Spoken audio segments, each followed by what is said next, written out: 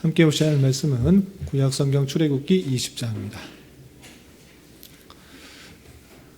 출애굽기 20장 1절부터 17절까지 말씀을 함께 봉독한 후에 말씀을 나누도록 하겠습니다.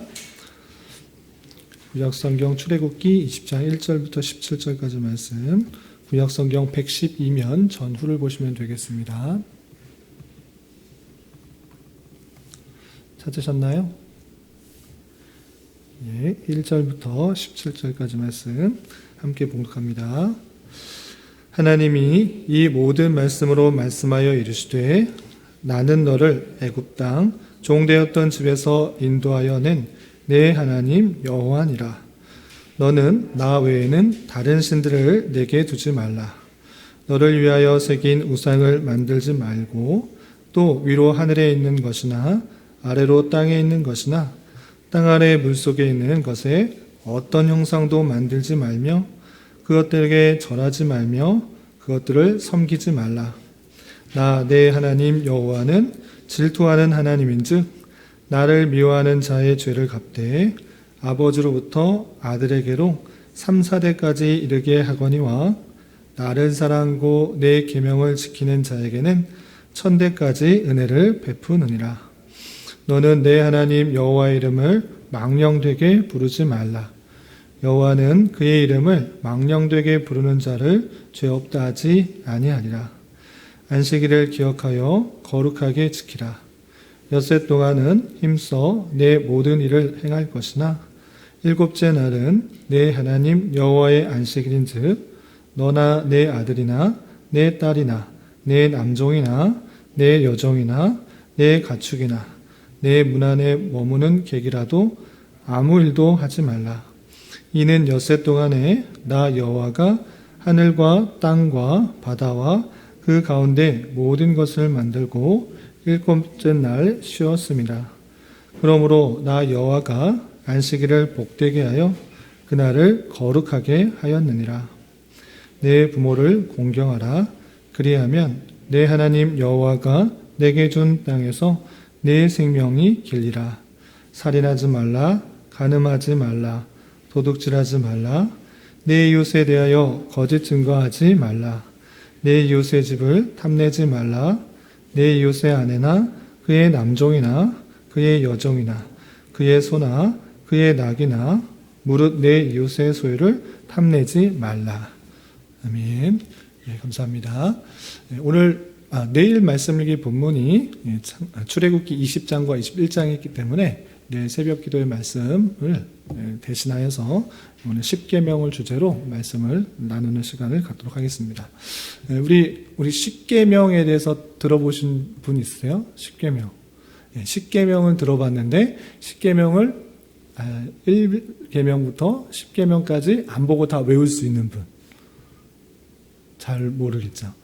들어서 많이 반복해서 이 계명이 있다라는 것은 아는데 또 순서대로 말하려면 잘 떠오르지 않는 경우도 많고, 그리고 그것이 담고 있는 그 내포적 의미, 함축적인 의미가 무엇인지를 잘 모르는 경우가 많기 때문에 오늘 10계명을 근거로 해서 주제로 해서 간단하게 핵심적인 내용과 또 확장적인 의미에 대해서 생각해보고 또 기도하는 시간을 갖도록 하겠습니다.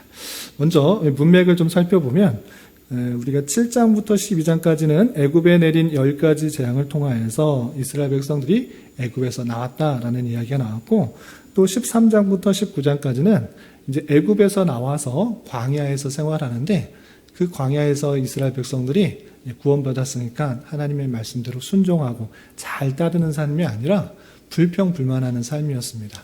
왜 물이 없느냐? 왜? 그리고 먹을 것이 많지 않느냐? 이런 불평과 불만 가운데 가득 쌓여 있는 모습이 있었습니다.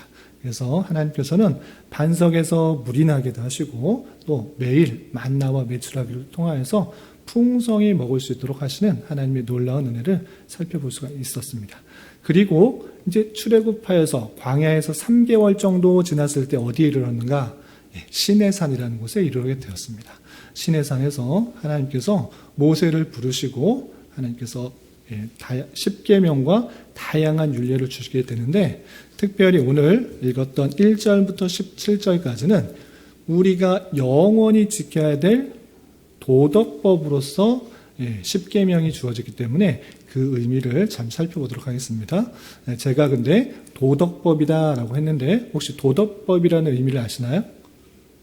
도덕법. 우리 시오 도덕법이라는 말 알아요? 도덕법. 잘 모를 수 있기 때문에 성경에 나와 있는 여러 가지 해라라고는 그런 명령들, 율법들은 세 가지로 구분하여서 이해를 해야 됩니다. 첫 번째는 도덕법이에요. 도덕법은 뭐냐면 그때 당시뿐만 아니라 오늘날에 있어서도 똑같이 그 말씀을 잘 지켜 순종해야 되는 거예요. 영원히 지켜야 될 말씀으로서 도덕법이 있는 거예요. 아시겠죠? 그럼 또 무슨 법이 있느냐라고 할 때 의식법이 있어요. 의식법은 뭐냐면 제사장이 어떤 옷을 입어야 되는지, 또 제사는 어떻게 드려야 되는지, 절기들은 어떻게 해야 되는지, 그런 것들은 구약에 나타나서 이것대로 행해라, 이렇게 하지 않으면 안 된다라고 말을 하지만 오늘날 그대로 문자 그대로 지킨다 안 지킨다? 안 지킨다. 그런 의식법들은 예수 그리스도를 예표하는 생각나도록 하는 그런 법이지 오늘날에 예수님께서 오셨기 때문에 똑같이 그렇게 지킬 필요가 없는 것입니다. 그런 법들을 의식법이다라고 표현합니다. 그리고 그때 당시 구약시대의 사회에서 어떻게 살아야 되는지를 알려주는 법이 있어요. 그럼 무엇이냐? 시민법이라고 그래요. 시민법. 몇 가지가 있었죠, 우리? 첫 번째 도덕법, 두 번째 의식법, 세 번째 시민법. 그때 당시에는 이렇게 지켜야 되지만 오늘날에는 똑같이 지키진 않지만 그 정신에 따라서 오늘날의 그 정신, 문자 그대로가 아니라 그 정신을 받아서 지켜야 되는 그런 법들이 있는 것입니다. 그런데 십계명은 무슨 법이라고 그랬죠? 제가 맨 처음에 세 가지 중에 도덕법. 아주 잘했어요. 도덕법은 그때뿐만 아니라 오늘날에도 동일하게 지켜야 되는 법이기 때문에 잘 알아야 돼요? 아니면 몰라도 돼요? 잘 알아야 되겠죠. 그래서 하나하나 좀 살펴보고 풍성한 내용들이 많이 있지만 다 설명하기는 그러니까 조금 더 확장해서 문자적 의미에 그치는 것이 아니라 조금 더 확장해서 10가지 내용을 좀 살펴보도록 하겠습니다. 우선 10계명 10가지 꼭 지켜야 될 내용들을 알려주시기 전에 이것을 알려주시는 분이 누구인지 그 서문, 그 머릿말에 이렇게 표현되고 있는 것입니다. 우리 그 내용 1절, 2절을 같이 한번 읽어보겠습니다. 시작. 하나님이 이 모든 말씀으로 말씀하여 이르시되 나는 너를 애굽 땅 종되었던 집에서 인도하여 낸 내 하나님 여호와니라. 이 모든 말씀을 말씀하시는데 내가 누구인지를 다시 한번 밝혀주고 있습니다. 누구라고 하고 있습니까? 2절에 너를 애굽 땅 종되었던 집에서 인도하여 낸 내 하나님 여호와라고 표현하고 있습니다. 그러니까 전혀 상관없는 사람이 이거 지켜야 된다라고 말하는 것이 아니라 그 백성과 그 하나님과의 관계가 구원자로서의 하나님이 있는 것입니다.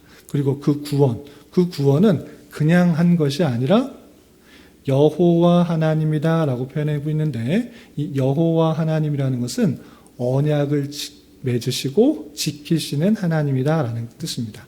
아브라함을 택하여 주시고 약속을 하셨는데 그 언약을 신실하게 지키시고 있는 그 하나님이라는 것들을 보여주시기 위해서 구원하셨고 언약을 신실하게 지키는 하나님 여호와다라고 다시 한번 알려주고 있는 것입니다. 그러니까 이 백성들이 이 말씀을 들을 때 이것들을 다 지켜야지 10가지 계명을 틀림없이 지켜야지 내가 너희를 구원하겠다 또는 너희 하나님 여호와가 되겠다라고 말씀하신 것이 아니라 이미 구원하여 주셨기 때문에 마땅히 구원받은 백성으로서 하나님의 구원을 받은 그 언약의 백성으로서 마땅히 지켜야 된다라는 것들을 보여주는 것입니다. 우리가 이 말씀을 통해서 기독교는 어떤 말씀과 율법을 다 지켜서 구원받는 것이 아니라 하나님의 은혜로 구원받았기 때문에 구원받은 백성으로서 하나님의 언약 백성으로서 마땅히 하나님께서 지켜라고 주신 말씀을 기쁨으로 감사함으로 지켜야 된다라는 것을 알 수가 있는 것입니다. 이런 차이가 있는 것입니다. 마찬가지로 우리가 자녀다 부모가 있으면 우리를 낳아주셨기 때문에 부모님의 말씀을 들어야 돼요? 안 들어야 돼요? 당연히 들어야 되는 거예요. 그것이 자녀의 마땅한 도리인 거예요. 마찬가지로 우리를 구원해 주신 하나님이기 때문에 이렇게 행하는 것이 마땅한 그 백성으로서의 도리고 행할 바라는 것을 알려주기 때문에 지켜야 된다라고 서문의 머릿말에 알려주고 있는 것입니다. 그렇다면 첫 번째 계명이 무엇인가? 우리 3절 같이 한번 읽어보도록 하겠습니다. 시작. 너는 나 외에는 다른 신들을 내게 두지 말라. 첫 번째 계명, 이것이 전체에 있어서 가장 중심이 되고 핵심이기 때문에 먼저 말씀하고 계십니다. 그럼 뭐냐? 너는 나 외에 다른 신들을 두지 말라라고 했는데, 머리가 우리 좋은 친구는 10가지 계명 잘 설명하면 다 외울 수도 있으니까 우리 누가 다 외울 수 있나 한번 나중에 물어보도록 하겠습니다. 이렇게 첫 번째, 나 외에는 다른 신들을 내게 두지 말라 하는 것은 가장 마음 중심에 있어서 그 하나님을 섬기는 자세에 대해서 표현하고 있는 것입니다. 그 마음 속에 하나님을 섬길 때 나 외에는 다른 신들을 두지 말라라고 표현하고 있는데, 그 마음 속에 참된 믿음, 참된 소망, 참된 희망, 참된 의지, 그것이 어떤 다른 대상이 아니라 오직 하나님만이 대상이 되도록 하시는 그 명령인 것입니다. 그러니까 여러분들 마음 가운데 정말 의지하는 사람이 누구인지를 잘 살펴봐야 될 것입니다. 물론 어렸을 때는 부모님이 다 챙겨주고 입을 것, 먹을 것, 학교 갈 것 다 챙겨주기 때문에 부모님이 큰 의지가 될 수 있으나, 부모님이 없는 사람은 누가 의지가 되는 것입니까? 그 인간, 사람도 부모도 어떤 것도 참된 의지가 되지 못한다라는 것을 알 수 있어야 되는 것입니다. 어떤 사람은 돈이, 어떤 사람은 명예가, 어떤 사람은 지식이, 그것이 우상이 되어서 내가 갖고 있는 돈이, 내가 갖고 있는 명예가, 내가 갖고 있는 집이, 내가 갖고 있는 어떤 것이 있어야지만 참된 평안을 갖고 또 힘을 갖고 능력을 갖고 있지만, 이 모든 것들은 우상이다라고 표현하고 있는 것입니다. 그래서 그 마음속에 참으로 의지할 대상은 하나님밖에 없다라는 것들을 굳게 믿어야 되는 것이 하나님의 백성으로 마땅한 자세라는 사실들을 잊지 말아야 될 것입니다. 그래서 가장 먼저, 가장 핵심적인 것, 내 마음속에 나 하나님 외에 어떤 것도 소망을 두지 말고 어떤 것도 의지를 두지 말고 하나님을 참으로 믿고 의지하고 예배하라고 선언하고 있는 것입니다. 아시겠죠? 자, 두 번째, 우리 4절부터 우리 6절까지 쭉 읽어보겠습니다. 시작. 너를 위하여 새긴 우상을 만들지 말고 또 위로 하늘에 있는 것이나 아래로 땅에 있는 것이나 땅 아래 물속에 있는 것에 어떤 형상도 만들지 말며 그것들에게 절하지 말며 그것들을 섬기지 말라. 나 내 하나님 여호와는 질투하는 하나님인즉 나를 미워하는 자의 죄를 갚되 아버지로부터 아들에게로 3, 4대까지 이르게 하거니와 나를 사랑하고 내 계명을 지키는 자에게는 1000대까지 은혜를 베푸느니라. 아멘. 두 번째는 너를 위하여 새긴 우상을 만들지 말라라는 것입니다. 두 번째 뭐라고요? 너를 위하여 새긴 우상을 만들지 말라. 첫 번째 계명에서는 내적으로, 안에, 마음속에 어떤 신 두지 말라고 했는데, 그것이 바깥적으로, 외적으로 어떻게 표현되는가라고 할 때 이 두 번째, 세 번째, 네 번째 계명으로 드러나는 것입니다. 네, 두 번째, 외적으로 하나님 외에 다른 것을 섬기지 않으려고 하면 만들지도 말라라는 것입니다. 땅에 있는 것이나 하늘에 있는 것이나 바다 속에 있는 어떤 형상도 만들지 말고, 그것이 하나님이 될 수 없기 때문에, 하나님의 눈에 보이는 형상으로 나타날 수 없기 때문에 인간은 그것을 만들어 놓은 그 자체로부터 그것을 섬기는 그런 연약함들이 있기 때문에 형상을 만들지 않도록 했던 것입니다. 형상을 만들지도 말 뿐만 아니라 누구에게, 다른 사람에게 절하는 것과 또 섬기는 그 모습들 전체를 하지 않도록 하는 것입니다. 그런데 여기서 저는 하나님 말씀대로 이 계명 잘 지켰습니다. 어떤 신도 안 만들어놨고 어떤 것에 대해서 절하지도 않고 그것을 경배한 적도 없습니다 라고 말하기 쉬운데, 물론 맞습니다. 그런데 이 계명의 좀 더 확장적인 의미를 생각하면 그 말의 의미는 내 마음대로 하나님을 섬기지 말라, 자의적으로 예배드리지 말라라는 그 경고의 말씀이 들어있는 것입니다. 그건 무엇이냐? 하나님께서 원하시는 방법대로 섬겨야 되는데 그렇지 않고 예배를 드려도 내가 생각하는 방식대로 나를 위한 방식으로 하나님 섬기는 것, 그거 우상숭배다라고 말하는 것입니다. 단순히 어떤 것을 만들어 놓지 않았고 어떤 것에게 절하지 않았고 어떤 것을 섬기지 않았으니까 난 이 계명 잘 지켰다, 이것이 아니라 그 말 속에서는 자의적 예배를 드리지 말라, 하나님께서 주신 말씀에 근거하여서 섬기라라고 하는 그 모습이 있는 것입니다. 그러니까 우리가 그냥 이 자리에서 예배 드렸다, 그럴 때도 잘못하면 나를 위한 예배, 내가 원하는 예배, 사람을 만족시키고 사람을 기쁘게 하는 예배가 충분히 될 수 있는 그런 경우가 있는 것입니다. 그래서 이 말씀에 근거해서 하나님께서 주신 말씀에 근거해서 하나님을 잘 섬기려고 하는 노력들이 포함되어야 되는 것입니다. 그리고 세 번째 계명, 우리 7절 같이 한번 읽어보겠습니다. 시작. 나는 내 하나님 여호와의 이름을 망령되게 부르지 말라. 여호와는 그의 이름을 망령되게 부르는 자를 죄 없다 하지 아니하리니. 예, 세 번째는 하나님의 이름을 망령되게 부르지 말라라는 것입니다. 여러분들 머릿속에 기억하고 계시죠? 예, 아까 다 기억하시는 분이 없다고 그래서 다시 한번 천천히 말씀드리니까 기억하시기 바랍니다. 영원히 지켜야 될 도덕법으로서의 십계명이 있기 때문에 그렇게 지키시기 바랍니다.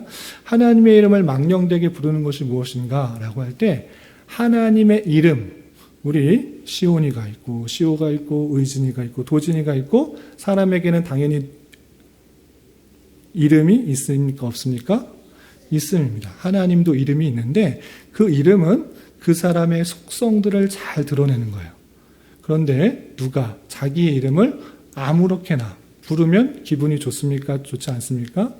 안 좋은 거예요. 하나님을 섬기는 데 있어서 그 이름은 하나님의 속성과 성품이 잘 드러나는 것이기 때문에 함부로 하지 않는 것은 하나님을 섬기는 데 있어서 가장 기본이 되는 그런 모습인 거예요. 그래서 그 이름을 더욱더 귀중히 여기고 그 속에서 나타나는 뜻이 무엇인지를 잘 생각하며 경외하는 마음으로 부를 수 있는 것이에요. 사람 사이 사는 관계에 있어서도 높은 사람의 이름을 함부로 부르지 않아요. 우리 아버지, 어머니의 이름을 부를 때도 그냥 이름을 붙여서 부르는 것이 아니라 무슨 자, 무슨 자, 무슨 자입니다 라고 말하는 것처럼 하나님의 이름을 함부로 부르는 것은 상당히 불경스러운 일인 것입니다. 그래서 그 이름을 담을 때는 항상 두려운 마음으로 경외하는 마음으로 붙이는 것이에요. 그래서 하나님의 이름을 부를 때 더욱더 경외하는 마음으로 부르는 것이고 또 확장해서 조금 더 생각해 보면 우리가 여러 가지 맹세와 다짐을 할 때 예수님의 이름으로 다짐을 하고 또 예수님의 이름으로 맹세를 합니다. 그 맹세가 가지는 의미를 생각해 볼 때 우리가 그것을 온전히 더욱더 지키기를 힘써야 되는 것입니다. 교인은 서약을 할 때나 또는 직분 서약을 할 때 삼위일체의 이름으로 물을 때 또 그것에 대해서 그것을 답변을 하게 됩니다. 하나님으로 이름으로 맹세할 때 그것에 대해서 정말 하나님에 대한 두려움으로 그것을 지키기 위해 더욱더 힘써야 되는 그 모습들이 있어야 된다는 것을 기억해보며 하나님으로 이름을 할 때는 더욱더 신중하게 그 일들에 대해서 책임을 지어야 되는 것입니다. 그리고 네 번째 계명 8절부터 11절까지 같이 한번 읽어보겠습니다. 시작. 안식일을 기억하여 거룩하게 지키라. 엿새 동안은 힘써 내 모든 일을 행할 것이나 일곱째 날은 내 하나님 여호와의 안식일인즉 너나 내 아들이나 내 딸이나 내 남종이나 내 여종이나 내 가축이나 내 문 안에 머무는 객이라도 아무 일도 하지 말라. 이는 엿새 동안에 나 여호와가 하늘과 땅과 바다와 그 가운데 모든 것을 만들고 일곱째 날에 쉬었습니다. 그러므로 나 여호와가 안식일을 복되게 하여 그날을 거룩하게 하였느니라. 네 번째 계명은 안식일을 기억하여 거룩하게 지키라 하는 것입니다. 다시 한번 해볼까요? 네 번째 계명 시작. 안식일을 기억하여 거룩하게 지키라. 이 안식일을 기억하여 거룩하게 지키라는 것은 아까 쭉 읽었듯이 주님께서 창조하실 때 6일 동안 열심히 창조하시고 일곱째 날에 쉰 것을 기념하여서 그것을 쉬도록 한 것입니다. 이곳에 참된 안식이 있다는 것을 알려주도록 하는 그런 율법이기 때문에 이 예표를 통하여서 영원한 천국이 있다는 것을 우리는 잊지 않도록 하는 것입니다. 그리고 이 안식일 때 무엇을 하는가? 아무것도 안 한다. 이것이 아닌 것입니다. 일 안 하니까 아무것도 안 하고 그냥 집에서 누워서 밥만 먹고 있는가? 그것이 아니고 그 날에 더욱더 집중하여서 하나님을 찬송하고 경배하고 예배 드리는다는 것입니다. 그것은 영원한 천국, 이제 완성된 천국에서의 그 일들이 있을 것을 계속적으로 생각하면서 우리가 수고롭게 일하지 않아도 하나님의 완성된 창조 속에서 참된 안식을 누리며 하나님만을 높이며 찬송할 것을 계속적으로 생각할 수 있는 그 날을 기념하려 해서 7번째 날을 안식일로 정했는데 이 참된 안식은 누구로부터 완성이 되는가라고 할 때 예수 그리스도를 통해서 완성되기 때문에 예수님께서 십자가에 달려 돌아가시고 부활하신 그날, 그 부활, 사망 권세를 이기신 그날, 안식구 첫날을 기념하여서 이제 7번째 날이 아닌 안식구 첫날, 첫째 날을 주의 날로 기념하여서 계속적으로 예배하고 찬송하고 주님으로부터 오는 참된 안식을 누릴 수 있도록 생각할 수 있도록 하는 그 일들이 있던 것입니다. 우리 수고와 그리고 내용을 좀 더 살펴보면 여기서 7째 날은 쉬라, 안식하라 라고 표현됐는데 그럼 6째 날은 뭐 하도록 했을까요? 잘 살펴보면 일해라 라고 했는데 그냥 일하지 않고 무엇하라고 했냐면 힘써 일하라 라고 되어 있습니다. 7째 날 온전히 쉬기 위해서는 당연히 6째 날, 이 6일 동안은 더욱더 힘써 일해야 돼요. 그 일들, 우리가 맡겨준 일들을 더욱더 힘써 행해야 되고 그것을 통해서 참된 안식을 또 맡게 되는 그 놀라운 일들을 생각해 볼 수 있어야 될 것입니다. 여기까지가 하나님을 어떻게 섬겨야 되는지, 하나님을 어떻게 예배해야 되는지 첫 번째 돌판에 새긴 내용인데 우리 다 기억하고 있는지 1번부터 첫 계명부터 4계명까지 같이 한번 해보겠습니다. 자, 첫 계명 뭐죠? 나 외에는 다른 신을 여기에 있지 말라. 두 번째는 나 외에 다른 신을 우상을 만들지 말라. 하늘에 있는 것이나 땅에 있는 것이나 또 물속에 있는 것이나 어떤 것도 만들지 말고 세 번째는 하나님의 이름을 망령되이 부르지 말라. 네 번째는 안식일을 기억하여 거룩하게 지키라. 이 4계명을 통해서 하나님을 참으로 섬길 수 있는 참되게 예배하고 섬기며 사랑할 수 있는 마음들이 잘 담겨 있는 것입니다. 나중에 기회가 되면 더 확장된 의미를 또 생각해 보도록 하겠습니다. 그리고 두 번째 돌판인 5번째부터 10번째 계명은 사람 사이에서 하나님의 놀라운 은혜를 받아서 구원받은 자로서 이웃 간의 관계에 있어서 어떻게 섬겨야 되는지, 사랑해야 되는지, 어떤 의미가 되는지 설명하고 있습니다. 자, 제 5계명, 우리 조금 여긴 빨리 설명하도록 하겠습니다. 12절 같이 한번 읽어보겠습니다. 시작. 내 부모를 공경하라. 그리하면 내 하나님 여호와가 내가 준 땅에서 내 생명이 길리라. 그래서 5번째 계명은 내 부모를 공경하라라는 것입니다. 그래서 내 부모를 공경하라. 나 내 부모를 공경했는데요.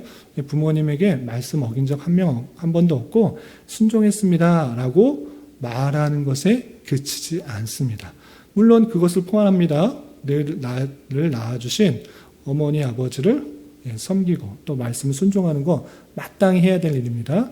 여기서 그런데 부모라는 그 의미는 잘 생각해 봐야 될 것입니다. 여러분들이 여러분의 부모를 선택한 적이 있습니까? 그것은 하나님께서 주어주신 거예요. 하나님의 놀라운 섭리 가운데 그 부모님을 정해주시고 또 그 부모를 통해서 낳도록 한 거예요. 그것을 통해서 무엇을 알려주는 것인가 라고 할 때 하나님의 놀라운 섭리를 고백하고 그 섭리 속에서 그 질서를 순종하라라는 뜻입니다. 그렇기 때문에 여러분들보다 먼저 태어난 사람, 그것 자기 마음대로 저 사람보다 먼저 태어날 수 있었습니까? 그렇지 않고 하나님의 놀라운 섭리 속에서 먼저 태어난 사람, 나중에 태어난 사람이 있는 것입니다. 그리고 권세가 있는 사람, 권세 아래에 있는 사람이 있는 것입니다. 그럼 모든 하나님의 섭리 질서 가운데 마땅히 그 아래에 있는 사람은, 권세 아래에 있는 사람은 그 윗사람에게 마땅한 행할 바를 행해라 라고 표현하고 있는 것입니다. 이것은 하나님의 질서를 존중하는 것이고 하나님의 권위에 복종하는 것입니다. 그래서 윗사람에게 나 부모님 없으니까 우리 부모님 다 돌아가셨으니까 5계명하고는 상관없습니다. 나는 5계명 지킬 이유 없습니다. 이렇게 말하는 것이 아니라 윗사람에게 존중하고 공경하고 나이 많은 사람에게 잘 대접하는 것이 마땅한 그런 창조 질서와 섭리 질서와 하나님의 권위에 복종하는 자세다. 이렇게 생각할 수 있는 것입니다. 네, 그리고 6계명 13절 같이 한번 읽어보겠습니다. 시작. 살인하지 말라. 예, 살인하는 것. 물론 실제로 사람을 죽여서 칼로 총으로 등등등 해서 죽이는 것, 그거 살인하는 것입니다. 그런 것 행하지 말아야 됩니다.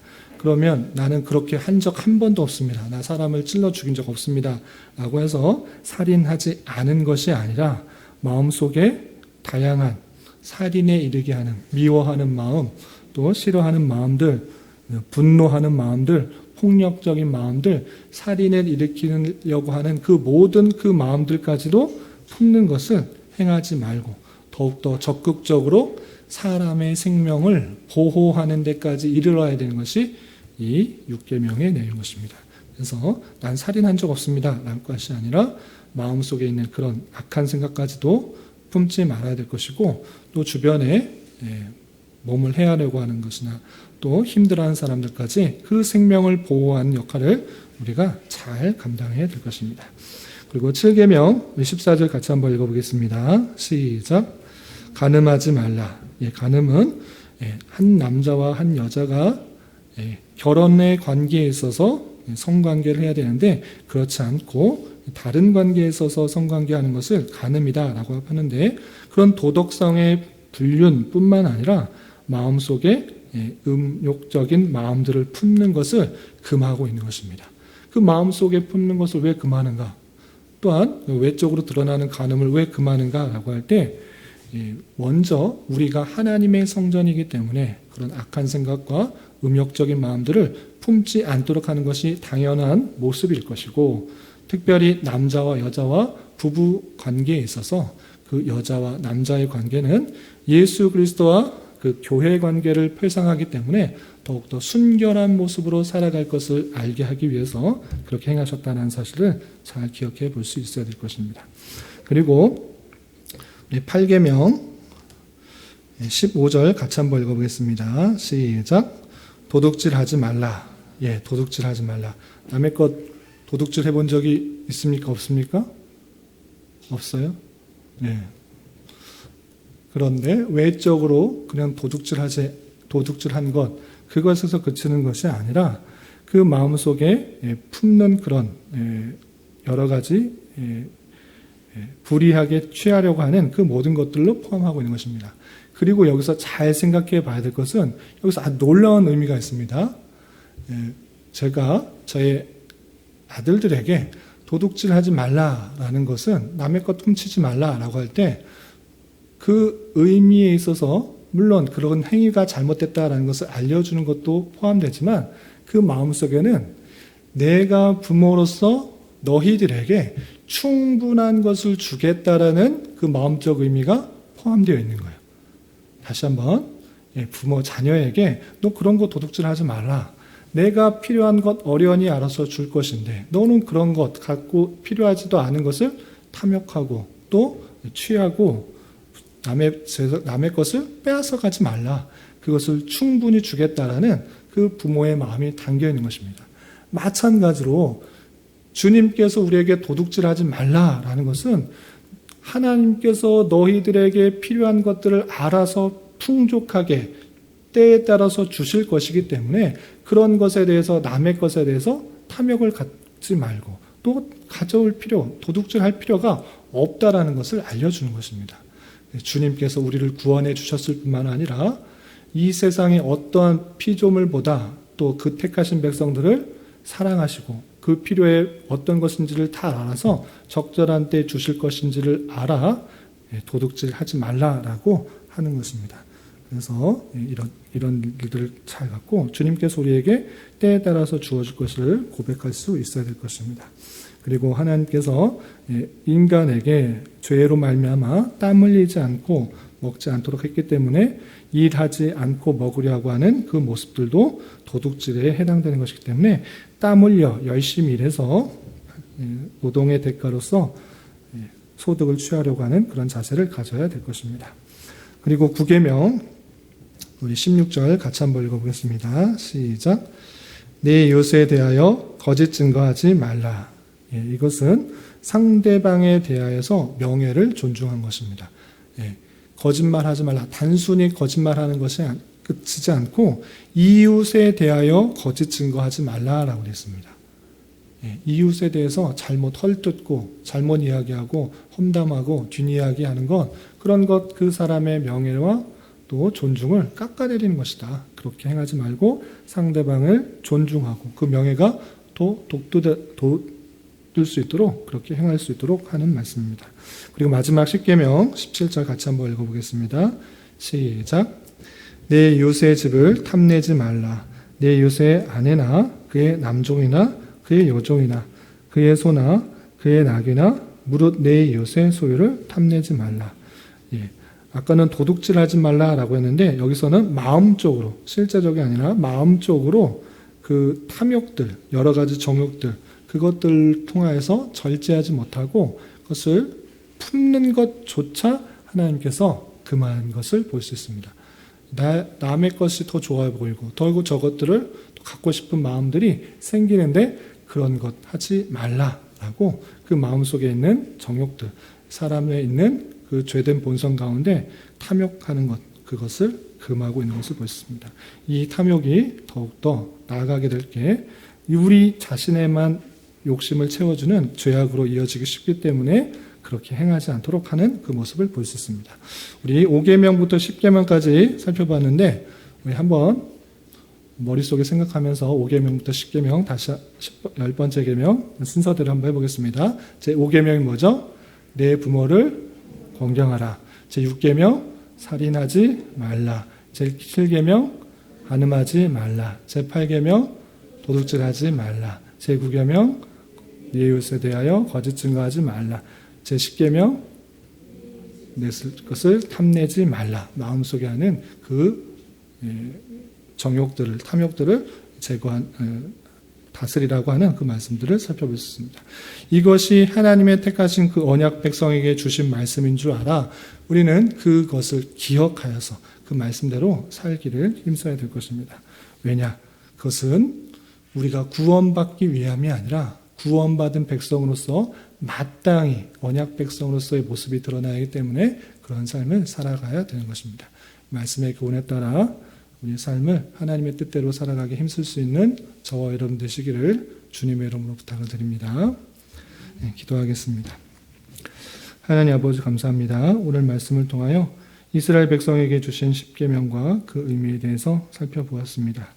이런 말씀을 대하는 자로서 하나님께서 택하여 주시고 구원해 주신 언약 백성에게 하나님의 백성답게 살도록 주신 10계명을 잘 이해하게 하여 주시고 그 말씀에 비추어 우리가 하나님과 이웃을 온전히 섬기며 더욱더 사랑할 수 있도록 인도하여 주시옵소서. 주님 계속해서 우리에게 주어진 여러 가지 기도 제목을 가지고 주님 앞에 나아갑니다. 믿음으로 간구하는 은혜의 시간이 되게 하여 주시옵소서. 예수님의 이름으로 기도 올리옵나이다. 아멘.